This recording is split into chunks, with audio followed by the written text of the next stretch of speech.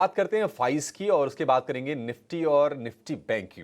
FIIs की लगातार बिकवाली हो रही है।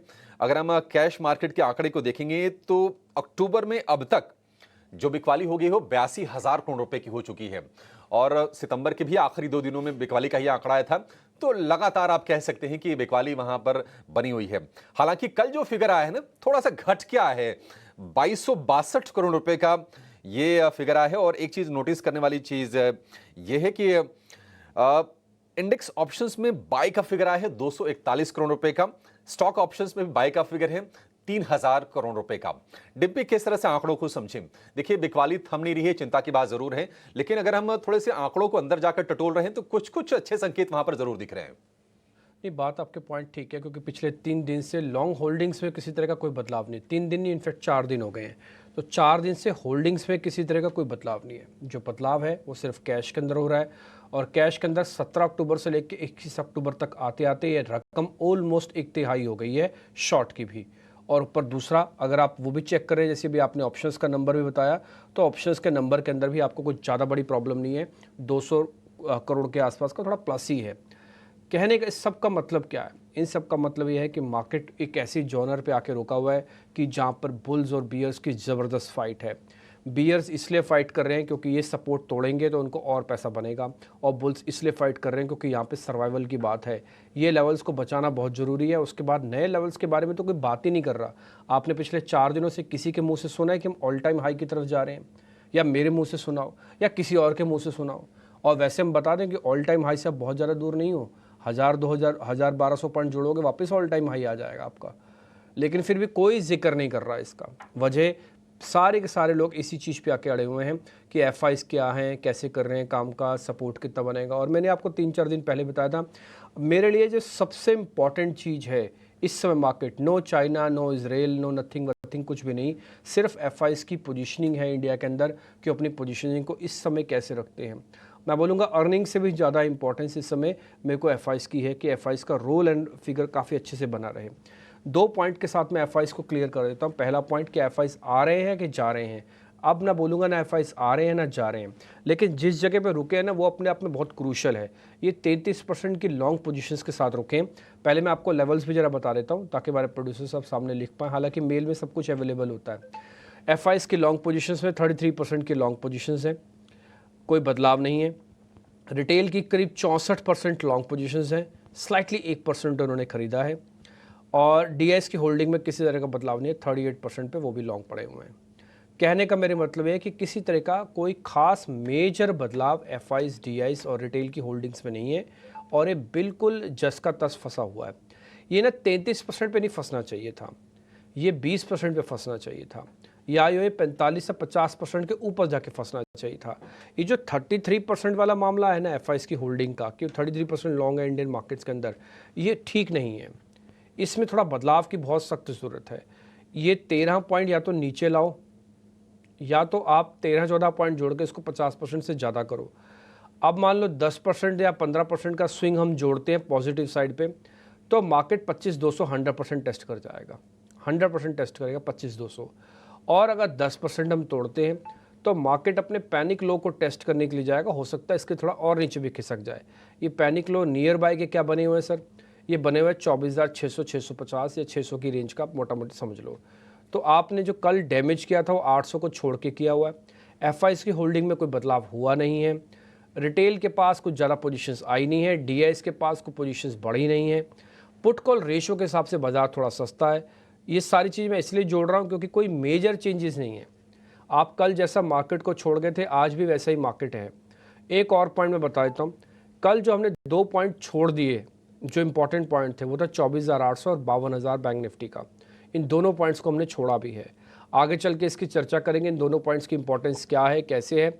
लेकिन फिलहाल मेरे को एफआईज पे अभी कुछ दिख नहीं रहा बोलने के लिए ऐसा कि मैं ये बोलूँ कि हाँ ये हो जाए वो हो जाए। मैं भी प्रोबेबिलिटी और परसेप्शन पे ही जी रहा हूँ कि भाई 10% अगर एफआईज बढ़ जाते हैं तो ये हो जाएगा, 10% घट जाते हैं तो ये होगा। मैं एक और प्रोबेबिलिटी आपके सामने रख देता हूँ अपने डाटा और अपनी स्टडी एक्सपीरियंस के बेसिस पर।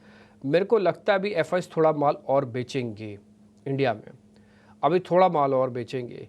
वो एक बार ही एवरेज होल्डिंग्स जो आप लॉन्ग होल्डिंग्स अपने स्क्रीन पर देखते हो ना 33%, मेरे हिसाब से 20% तक आनी चाहिए। और अगर आती है तो फिर बहुत अच्छी मानी जाएगी।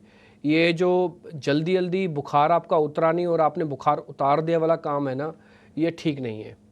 बुखार ऐसे दवाई से मत उतारो, उसको प्रॉपरली उतरने दो नेचुरली तरीके से।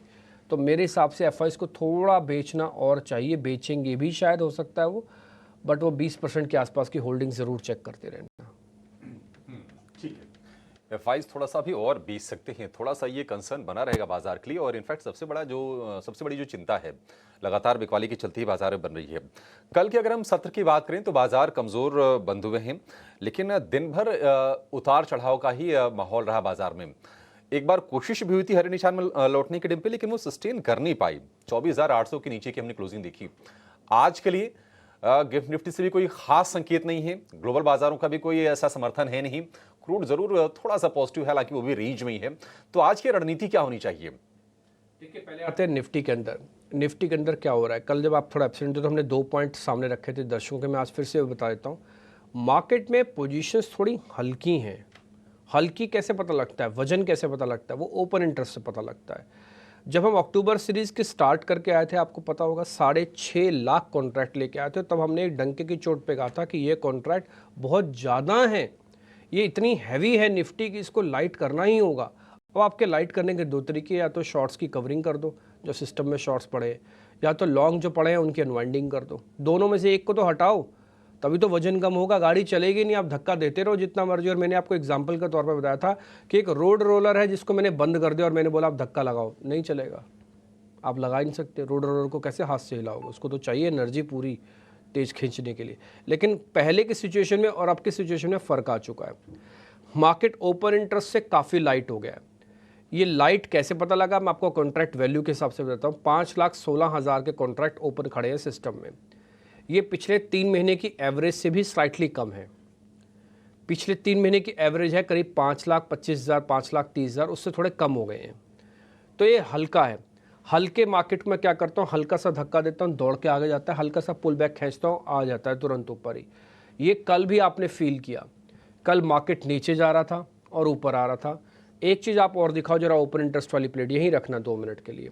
निफ्टी का जो फ्यूचर्स है यहाँ पे देखो -2.72% है और ऊपर प्राइस एक्शन करीब 0.5% है, यानी कि अनवाइंडिंग हुई है। अनवाइंडिंग में भी क्या होता है, जो ओपन इंटरेस्ट के कॉन्ट्रैक्ट्स हैं वो वाइंड हो गए, यानी कि ख़त्म हो गए हैं। या तो लॉन्ग वालों ने काटे या तो शॉर्ट वालों ने काटे, जिसने भी काटे अनवाइंड हो गया पोजीशंस। ठीक, दूसरा पॉइंट, लेवल के हिसाब से हम 24,800 के इर्द गिर्द घूम रहे हैं। ये लेवल्स मैं फिर से रिपीट कर देता हूँ, 24,800 ले आओ, मार्केट की गिरावट को बचाओ, ये नारा समझ लो आप। 24,800 ले आओ, मार्केट की गिरावट से बचाओ। बाज़ार चलेगा नहीं चलेगा ये अलग विषय है, ये अलग डिस्कशन का पॉइंट बनेगा, लेकिन बाज़ार गिरने से रुक जाएगा। कैसे रुकेगा, 24,800 पे जितना आप समय निकालेंगे आपका कॉन्फिडेंस उतना राइज होगा कि नेगेटिव खबरों को हम लगातार इसी प्राइस पे डिस्काउंट कर रहे हैं। जब भाव और भावनाएं दोनों सिस्टम के अंदर अच्छे से प्रोपेल हो जाएं, बन जाएं, पक्की हो जाएं, उसके बाद आप उसका आनंद लीजिएगा, तब मज़ा आएगा आपको ट्रेड करने में। अभी क्या है कि आप अधूरे मन से आ रहे हैं, अपने कच्चे मन से आ रहे हैं कि अच्छा ठीक है ले लेता हूँ, देखता हूँ चलेगा नहीं चलेगा, अरे देखते हैं यार। किसी से पूछो वो भी आपको उतना कॉन्फिडेंस नहीं दिलवा पाएगा, हम ही नहीं दिलवा पाएंगे आपको, दूसरा कौन कैसे दिलवा पा रहेगा आपको। तो कहने का मेरे मतलब है कि डाटा का अगर आप स्टडी कर रहे हैं ना, तो ये थोड़ा अधपका मन वाला डाटा है। या तो पक्का हो जाए 24,800 2-4 दिन की क्लोजिंग मिले, 25,000 25,200 तक पहुँच जाए हम, वो हो नहीं रहा। एक और चीज़ मैं आपको बताता हूँ, जब मैंने इतना बोल ही दिया निफ्टी के बारे में, आपको रुकने के और चलने के दोनों लेवल्स में अलग अलग बताता हूँ। 24,800 सिर्फ रुकने का लेवल है, आई रिपीट माई सेल्फ, 24,800 सिर्फ रुकने का लेवल है, यहाँ से बाजार गिरने से रुकेगा, इसलिए इसको डैमेज को जितनी जल्दी आप प्रिपेयर करोगे उतना फ़ायदा है। मार्केट के चलने का लेवल है 25,200, 25,200 पे आके सिस्टम में शॉर्ट्स को डर लगेगा कि अब हमसे ना हो पाएगा, अब हमको बाहर निकलना पड़ेगा। तो 25,200 जब तक नहीं आओगे, बाजार बहुत बड़े मूव पे बहुत अच्छा चलेगा, इसकी प्रोबेबिलिटी कम है। 24,800, आई रिपीट 24,800, 25,200 दोनों लेवल्स की इंपॉर्टेंस अलग अलग है। 24,800 भगवान से प्रार्थना करो कि भगवान ये लेवल आ जाए ताकि बाजार गिरे नहीं। 25,200 आ गए, भगवान से प्रार्थना करो बाजार को दौड़ाओ, अब चलेगा बाजार। ठीक, शॉर्ट वॉट करना नहीं है। ऑप्शंस ट्रेडर्स के लिए बता देता हूँ, मौका देख के ट्रेड करो। मौका लग रहा है कि सेल ऑन राइज का है, बेचो, चाहे कॉल राइटिंग करो या पुट बाय करो। और अगर लग रहा है कि बॉटम पे आसपास खड़े हैं, यहाँ पे आके कॉल का एक्सपेरिमेंट किया जा सकता है, 100% करो, क्योंकि मार्केट थोड़ा डिसिप्लिन बॉय की तरह रिएक्ट कर रहा है, भले वाइल्ड कर रहा है बट कर लेवल्स में ही रहा है। तो ये मोटा मोटी निफ्टी के पॉइंट्स हैं। एक और चीज़ बस मैं ख़त्म कर दूँ लास्ट में, प्रीमियम की वजह डिस्काउंट आ चुका है। एक बार ज़रा निफ्टी के फ्यूचर्स वाली प्लेट आप दिखाएंगे, ये अच्छा साइन नहीं है, इच्छा शक्ति थोड़ी थोड़ी कम हो रही है मार्केट के अंदर, इसलिए जल्दी डैमेज रिपेयर करो, जल्दी 25,000 लेके आओ। आप ऊपर देखोगे निफ्टी फ्यूचर्स के अंदर डिस्काउंट आया, ये अक्टूबर सीरीज़ में पहली बार आया डिस्काउंट। आज तारीख कौन सी है? 22 तारीख है। 22 तारीख में पहली बार, 22 दिनों में पहली बार डिस्काउंट आया है, नहीं तो प्रीमियम्स चल रहे थे। और कल का प्रीमियम आपको बता दूं 100 पॉइंट से ज़्यादा का था। तो कल फ्यूचर जो टूटे हैं ना, वो टूटे हैं 190 पॉइंट, जबकि आपको लग रहा होगा कैश वैश में तो 70 पॉइंट टूटे। 70 नहीं टूटे हो, आप ट्रेड करते हो जिसमें उसमें 190 पॉइंट तोड़े हैं आपने। ये कल का डाटा है। ठीक है, लेकिन डिम्पी क्या निफ्टी के मुकाबले निफ्टी बैंक कमजोर है? हालांकि कल का अगर हम सत्र देखेंगे तो 12 में से 11 शेयर कमजोरी वाले रहे। कोटक बैंक और इंडसइंड बैंक, ये तमाम बैंक काफ़ी ज़्यादा कमज़ोर हुए। एचडीएफसी बैंक ने माहौल थोड़ा सा कह सकते हैं कि थोड़ा सा बना के रखने की कोशिश की। 1725 रुपए के ऊपर की क्लोजिंग है। तो निफ्टी के मुकाबले निफ्टी बैंक में ट्रेड करना क्या ज़्यादा बेहतर, ज़्यादा सुरक्षित है? और आज के लिए उसमें सलाह क्या होगी? ज़्यादा बेहतर है, इसलिए बैंक निफ्टी ने आपको देखा बार बार मूवमेंट अच्छी दी है, पॉजिटिव दी है। कल का ही मैं एपिसोड बताता हूँ, निफ्टी के दो major component, first is Kotak, second is HDFC. दोनों के नंबर्स का रिएक्शन था। कोटक के नंबर खराब आए थे, डेज लो बंद किया। एचडीएफसी के नंबर अच्छा आए थे, दिन भर में बाजार कुछ भी कर लो ऊपर से लेके नीचे तक, उसने 1730 का साथ नहीं छोड़ा। सुबह हमने टारगेट दिलवाए थे आपको 1730 तक के। आप देखो एचडीएफसी की क्लोजिंग भी 1728 रुपये 70 पैसे, यानी कि रफ में 1730 के आसपास हुई है। कहने का मतलब दोनों ने अपना अपना काम किया इसी सेम बैंक निफ्टी के अंदर। तो ये बात तो तय हो गई है कि बैंक निफ्टी रेंज में रहकर आपको अलग अलग स्टॉक्स के हिसाब से काम करना, समझना, बता सकता है, दिखा सकता है। तो आप स्टॉक स्पेसिफिक होकर रहिएगा। दूसरा आते हैं अब लेवल्स की बात, कि लेवल्स क्या रहे हैं। पहला लेवल 52,000 का लेवल हमने खो दिया, ये पहला नुकसान हुआ है कल का। क्या बहुत नीचे बंद हुआ है? नहीं, 962 पे जाके बंद हो तो डैमेज रिपेयर हो सकता है, आज में रिपेयर हो सकता है। जितना आप 52,000 के ऊपर चीज़ों को रखेंगे उतना आपका कॉन्फिडेंस थोड़ा हाई रहेगा, ये पहला पॉइंट है। दूसरा पॉइंट, कल का जो हाई आपने अगर चेक किया होगा तो 52,500 का था और कल का लो था 51,800 समथिंग का। कहने का मेरे मतलब है कि 700 पॉइंट का स्विंग कल भी आया और उससे पहले 1000 पॉइंट का स्विंग था। बाजार इस मामले में ओपन इंटरेस्ट के हिसाब से लाइट है।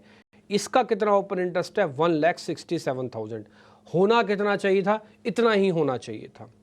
लेकिन जब ये आया था सीरीज में तब ये 2 लाख कॉन्ट्रैक्ट लेके आया था, तो उसने 30-40 हज़ार कॉन्ट्रैक्ट अपने खाली करके लाइट हो गया। तो इसको भी मैं थोड़ा सा भी धक्का देता हूँ, आगे भागता है, थोड़ा अपनी तरफ खींचता हूँ तो खिंच के आ जाता है। तो ये दोनों का नेचर है, बिकॉज ऑफ लाइट ओआई, इस वजह से ऐसा हो रहा है। दूसरा, स्लाइटली विक्स बढ़ा हुआ है। आप कल देखोगे 5% का इंडिया विक्स थोड़ा सा बढ़ कर भी आया। ये सारी चीज़ें एक दूसरे के साथ ऐसी गुथी हुई हैं कि अगर आप एक चेहरा पकड़ोगे तो 3 अपने आप आ जाएंगे। अब आता हूँ मैं लेवल्स की बात पे।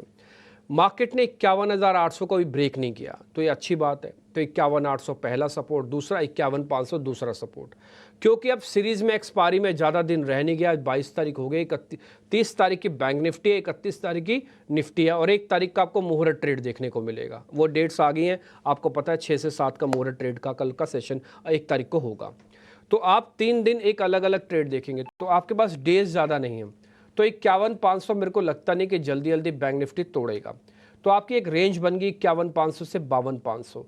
मैं फिर से रिपीट कर देता हूं, जैसे मैंने निफ्टी के लेवल्स आपको बताए, यहां पर भी चलने के और ठीक करने के लेवल्स अलग अलग हैं। आपको आईसीयू से छुट्टी तभी मिलेगी जब 51,500 से 52,500 के रेंज के अंदर आप 52,500 दिखाएंगे। 52,500 के ऊपर आते ही आप बढ़िया से हेल्दी हो जाएंगे और आप चलने लगेंगे, दौड़ने लग जाएंगे। लेकिन जब तक 52,500 नहीं आता, ये डर का माहौल बना रहेगा। सेम 25,200 नहीं आता, ये डर का माहौल बना रहेगा। आप कभी भी ऊपर नीचे हल्के हाथ से काम करना और जैसा समझ में आए वैसा काम करना, नहीं समझ में आए मत काम करना। कोई बाजार भागा नहीं जा रहा, कोई दौड़े नहीं जा रहा है। कहीं ऐसी नहीं है कि अपॉर्चुनिटी लॉस्ट होगी इस अक्टूबर के मंथ की तो नवंबर में कि मार्केट बंद होने जा रहा है, ऐसा कुछ नहीं होने जा रहा है। आप आराम से काम करो, शांति से काम करो। और एक और बात, इस बार का जब रोल ओवर होगा, अगली बार के लॉट साइज बढ़ के जाएंगे, तो जो भी आप रोल करोगे वो ऑलरेडी 3 टाइम्स का रोल होगा। ध्यान रखिएगा इस बात का भी, क्योंकि रोल ओवर पोजीशंस में 20 नवंबर से ही एप्लीकेबल हो जाएगा वो। तो थोड़ी कैलकुलेशन अपने डीलर से, अपने इन सब चीज़ों से पूछ के रखना कि भाई अक्टूबर की सीरीज़ है, काटा पीटी करेंगे, नवंबर के अंदर कैसे लेके जाएंगे इसको। ठीक है, ये सारी चीज़ें थोड़ा आइडिया ले लेना। मैं 2 पॉइंट और क्लियर करता हूँ। पुट कॉल रेशियो के हिसाब से मार्केट कोई ज़्यादा महंगा नहीं है, दोनों ही 0.81 80 से 0.87 है, यानी कि फेयर वैल्यू पे खड़ा है, चलने को चल सकते हैं। और वैसी कोई बात बताने की नहीं है। 16 शेयर F&O बैन में है ये, और मैं बता देता हूँ मार्केट का एंजाइटी काफ़ी ज़्यादा है, तो ये एक इम्पॉर्टेंट पॉइंट है जो मेरे को आपको बताना था।